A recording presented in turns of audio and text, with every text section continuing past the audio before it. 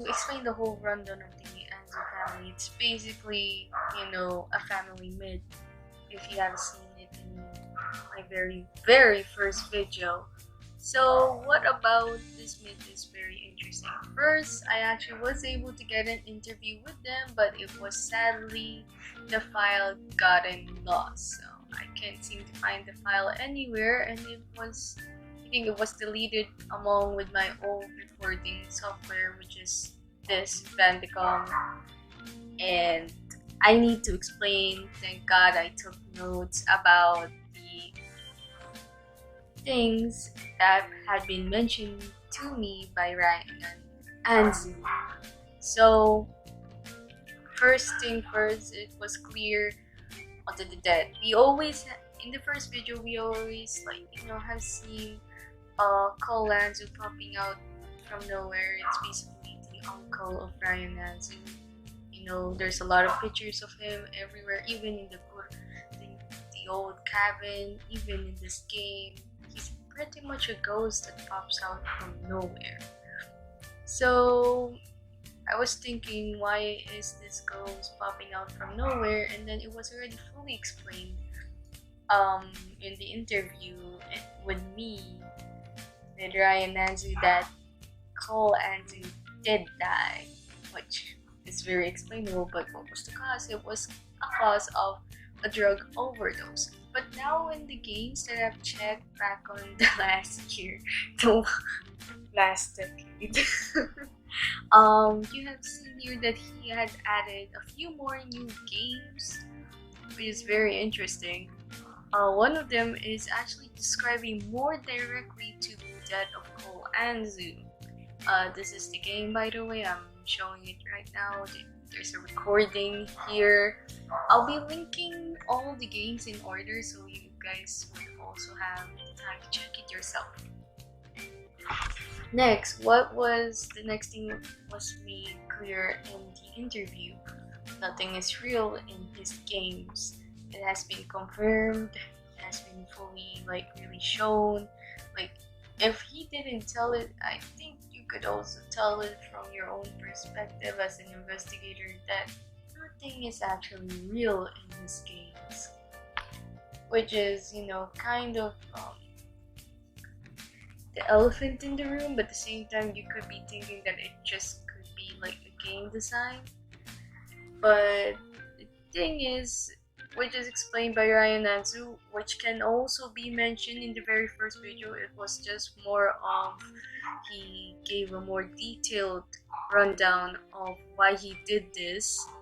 It's basically nothing is real, and he made a contract with this demon named Anzu, which is also the last name of the family myth.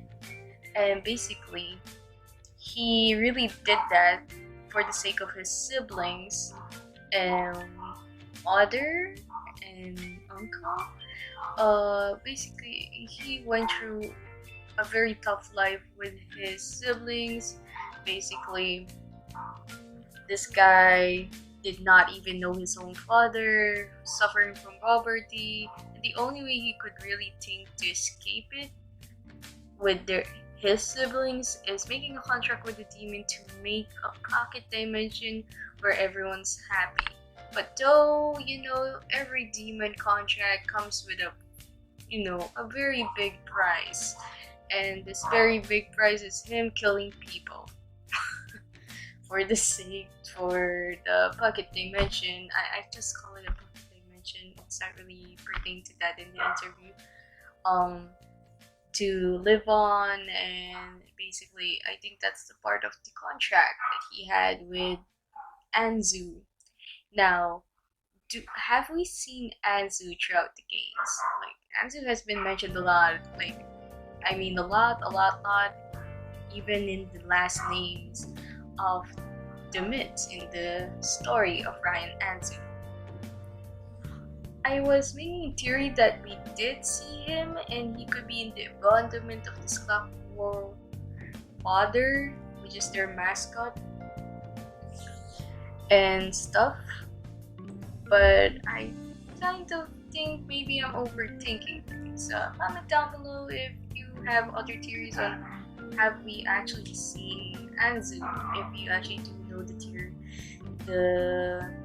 if you have your own theory about RyanAnzu or know him well. Now, the next thing that I'm going to point out here, if you have seen the whole layout of the house of RyanAnzu during the interview, he showed this locked rooms, which is very locked actually. So I was like thinking, wait, what's in here? Like, I think there was a passcode that's required for it, but the time that I was with Anzu, which the house is like, I think recently updated, I think there's no passcodes yet. So he had to just really break down the door to show me what he saw. Actually, it was also included in the recording of the original interview, but sadly, as I said before, it got lost. So actually, you can still see it if you try hard enough with your camera angle, which I'm actually trying here. So one of the rooms show the portal room, which could be, the answer to all the questions that can we actually go back to the real world. I think that's, that's possible, but kind of impossible. Because, demon magic is not the normal magic you would think that you can, able to solve. And in my thoughts, maybe Anzu also thought of that and did something about that. So I think it's just a one-way ticket. So if you're here, there, if you're just there, then you're just there forever. Which is kind of terrifying if we're gonna think it that way. So, but what's interesting is that he talked to these two people saying, "Mother, you'll soon come back, just wait." And I'm thinking of something that he needs to kill also the people who would be permanently staying in the pocket dimension. I was like very thinking this differently. If everything is not real and then happiness goes on forever here, is there a price that, a much hefty price than actually killing people that are not blood related with you? I was thinking that deeply because, this is a myth story. How tragic can it be? Very tragic. So I thought of this deeply. He never mentioned to me that the mother died. Anzu indeed actually died, which you can also see him near the portal slowly forming in his physical. But what I was thinking, was the mother dead when he was telling his backstory? Like his simple but yet sad backstory. Was she dead? When recalling through my notes, I realized he never mentioned that she was dead. Meaning, did he wait for her to die? Because she could be possibly, have died or dying from a disease or an illness. But this may sound a bit off, but could he killed his own mother? That may be really fucked up. Sorry, but I'm going to put that thought on the table. Whoever wants to use that, I'm gonna also use it. I'm just gonna put that there and not really shove it down anybody's throat, but maybe he could have done that in a way. But I'm not really pointing my fingers that, as is RyanAnzu is a really bad person. So next to this, what's the other things that have been mentioned in the interview? So there's also fun facts which I'm going to mention later on. So let's do a bit of recap. So on the new games that I have checked out, there's a few things that the more I check on the games, the more questions I have on this myth is basically going into if you dig deeper, it just gets deeper. Basically like that. So what questions have we raised? So in this game, I'm showing it right now. This is where I'm actually mentioning, let's talk about Anzu, the demon himself, which we could have seen a few times in a few games. I have been thinking that this could be him because there's also another game which shows him and then could be him, and then in the cage and people like bowing down worshiping. So you know, when it comes to demons, some people are acting, you know, they are in the right mind to worship a demon. Yeah, it doesn't turn. It's not good, right? So next thing on to that, we should also keep in mind that we also see the same person in this other game. The car that's about to crash on Anzu's room. And also, they have similar eyes or similar eyes. I mean, exactly same eyes. Also, if you compare these eyes, it kind of looks, you know, a similar resemblance to the Clockwork Father. So I was thinking, is this a way to worship Anzu but without knowing it's Anzu? That could have been clever on Ryan and Anzu's part. See, that kind of gives you a creepy vibe of things. Next is, let's get to know Ryan himself. Yeah, the head of the family, guys. The head of the family. We need to know about a lot about this guy because, you know, this guy could be the one who's progressing the story all through together. So there's a few things I noticed. First, he's a jester. Second, he's a puppeteer now. And you see this weird pattern that goes that he takes these occupations that are, you know, considered as for entertainment. It's like a way of like this, you know, it's interesting how this tiny little details is shown throughout the games and throughout his profile, showing the fact that he's trying to hide something, trying to blind people with happiness from seeing the real twisted truth from what I can describe. Also, what's really interesting is Ryan could be suffering a mental disorder or a mental illness himself because you can see pills being scattered around and even you can see this and gives it away throughout like these two games and even in their main house. If you go there, you would see that there's a bed, there's the mirror that writes ugly, and there's the pills. So that could be hinting on something. I did not do clear research, by the way, on what mental disorder or illness he could be suffering from, but I know he is suffering from something. So I'm not clear yet on which disorder and illness this is, but you know, you can give me a hand if you want to. So next question is about RyanAnzu is the few games here kind of makes it confusing. The diary log, could it be from Ryan himself or a brother of Ryan? This one, perhaps.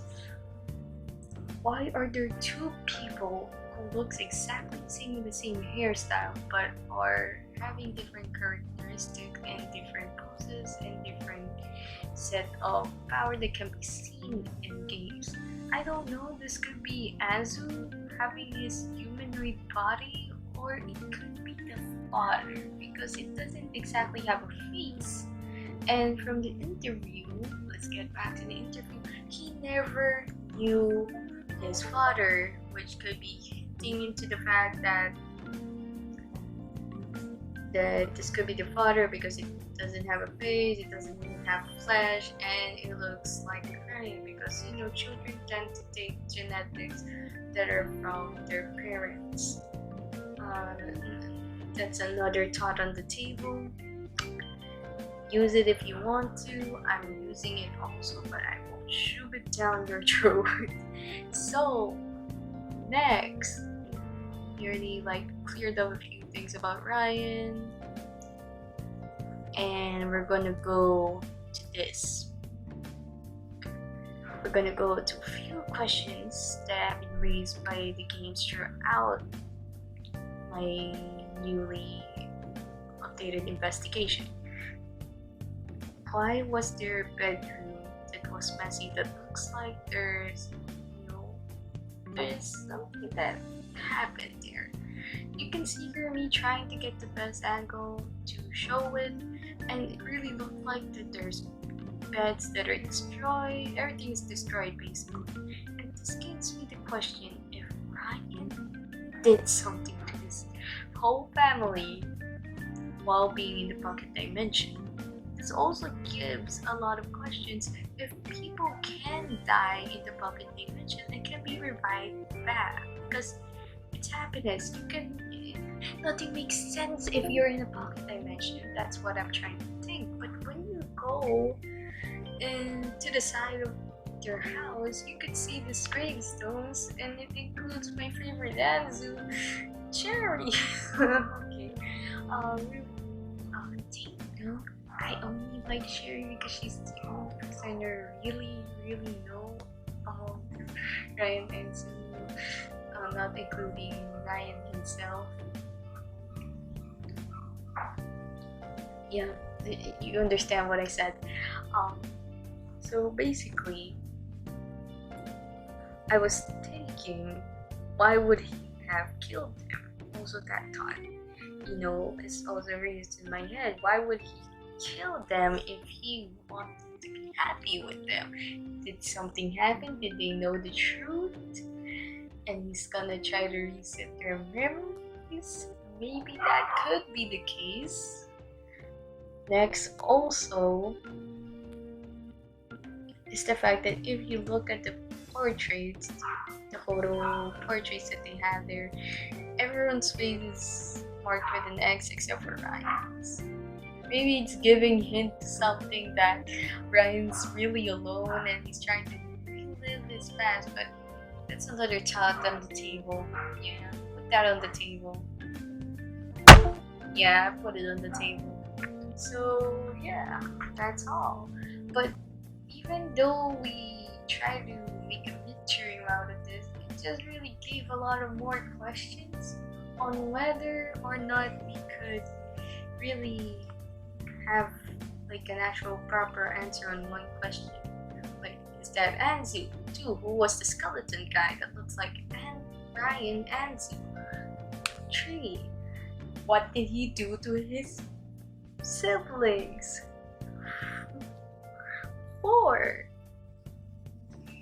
what happened basically, and